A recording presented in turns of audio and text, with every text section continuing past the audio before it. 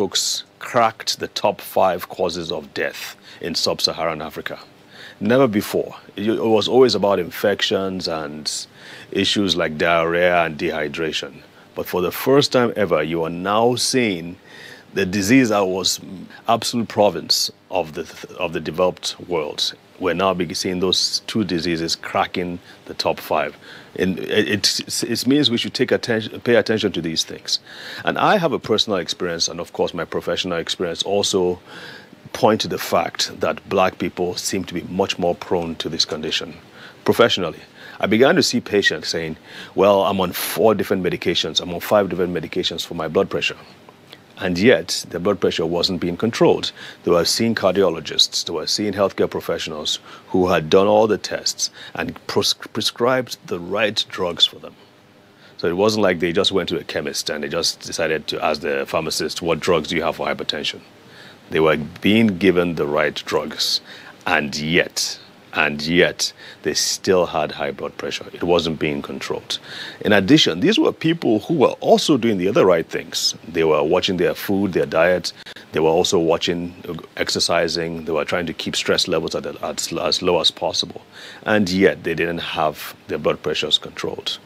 That used to bother me a lot, because I'm like, how can you be doing all the right things and still be prone to heart disease? In my personal life, this is about 10 years ago now, I don't know, maybe 15 years ago. In my 30s, my early 30s, I used to have, once in a while, I would just have this pain in the left side of my chest. And it would be this gripping, grinding pain on my left side. And think about this, I was in tip-top shape. I had, my body fat percentage was less than 8%. Which means that I wasn't overweight by any stretch. I had a decent diet. I was a sportsman, and yet I still had these gripping pains. First thing in the morning, the first few steps, I'd get up and walk around from place to place, and I would feel these like pins and needles. And I knew, being a doctor, I knew these were all signs of cardiovascular disease. So that got me thinking. My blood pressure was normal. So I'm like, what is going on? And so it got me thinking, what is it about me? Am I just special, special in a bad way? Or was it just that I, as a black person, I had issues? And so that got me thinking and got me really searching. And in the course of this program, we're going to see some of the things that we found out that are responsible for black people having cardiovascular disease and being more prone to cardiovascular disease. And I think this is also a clarion call too to all individuals everywhere. You cannot take things for granted. You need to stay on top of things. I had a patient who in his 60s, he said he didn't have high blood pressure. He had never had high blood pressure before. And yet when we sat him down and took his blood pressure, it was through the roof. So we're going to be talking about these things, and please, I hope you will stay tuned. You will send in your comments, you can send your questions in, and we will be sure to get back with you before the next program. So we'll keep this conversation going. Stay tuned, and we'll be right back.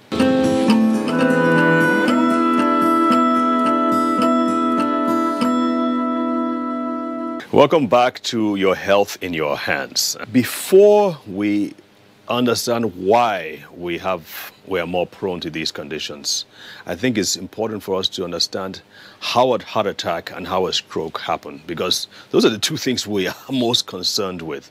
We don't want those things happening. And so first and foremost, let's look at how these things happen.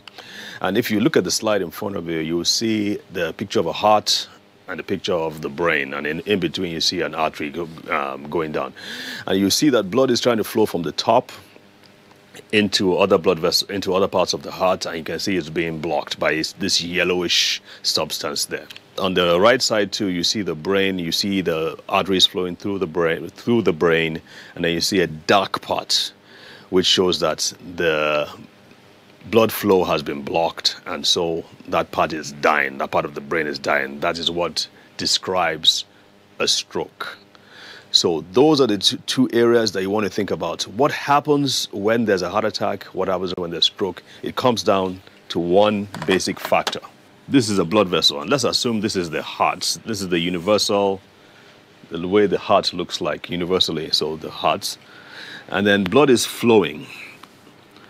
It could be flowing to the heart, it could be flowing to the brain, since we're talking about heart attacks and strokes. So blood is going this way, going this way, going this way, going this way. Blood has, these are the two really most important organs in the entire body, the heart and the brain. The heart has to pump blood, the brain has to regulate and control the body. If anything happens to them, it's not good. And that's why the priority, everything your body does is to protect and maintain blood flow to these two organs, the heart and the brain. So essentially, what happens with a heart attack or a stroke is that there's a blockage. There's either a blockage, so the blood cannot get to where it needs to get to, in this case the heart or the brain, or the blood vessel actually ruptures, so the blood spills out. Instead of going to these parts, the blood vessel actually breaks open and it spills out. 85% of all strokes are due to a blockage. 15% of all strokes are due to a rupture of the artery. Of course, a rupture of the artery tends to be much more severe. Blockage, not as much, but they're both really, really bad, if you understand what I'm saying. So the key, really, and we will talk about that later on, the key is to ensure that the blood vessels are healthy and strong. The walls of the blood vessels are healthy and strong, so that there is never a blockage or a rupture. And so that's what we're talking about now. And if you refer to the picture in front of you, you'll see some of these things that we're talking about. So now comes the question, why do these things happen to us? So the first thing, and I have this really nice quote in front of you there, and I think I'm just going to go ahead and read it. You can read along with me as well. A man does not come to the almshouse or the jail by the tyranny of fate or circumstance, but by the pathway of groveling thoughts and base desires. Nor does a pure-minded man fall suddenly into crime by the stress of any mere external force. The criminal thoughts had long been secretly fostered in his heart, and the hour of opportunity revealed its gathered power. This is by a philosopher called James Allen that I kind of like. Anyway, I really like this quote because it sort of depicts the process or the anatomy of a heart attack or stroke. It's a gradual thing. It doesn't just happen all of a sudden. It's not like somebody just swore for you or cursed you and like you had a heart attack and you had a stroke. Most of the time, it happens because over a period of time, and when I say period of time, I'm talking about 10 years, 15 years, even 20 years. These arteries, these blood vessels are gradually being filled in and blocked by things like debris, and of course your doctor talks to you about cholesterol, blood clots, things like that happening. But I also want to talk about what happens, the health of these blood vessels, because really it comes down to the health of the blood vessels. And there's this quote by Dr. Linus Pauling, and this is what he said: the primary cause of cardiovascular disease is a lesion or damage to the wall of an artery. So let's look at this artery. Again, we're looking at an artery now. Ideally, an artery has to be smooth. The lining has to be smooth and velvety so blood can flow easily and through it. But over time, for different reasons I will discuss, the lining begins to get damaged, and with damage comes the formation of scar tissue, and scar tissue attracts things like cholesterol and blood clots. And over time, as we keep on saying, these things begin to build and they begin to grow, and so eventually you have either a rupture or you have a blockage. You see that picture in front of you there. So you see a gradual progression from on the left side. You see it's really smooth. It's the blood vessel, the inner lining of the blood vessels looks really healthy. And then over time, you see blockage and eventual rupture. So we want to, again, look at the things that cause these things to happen. And in front of you, you see a slide. On your slide, it says hypertension.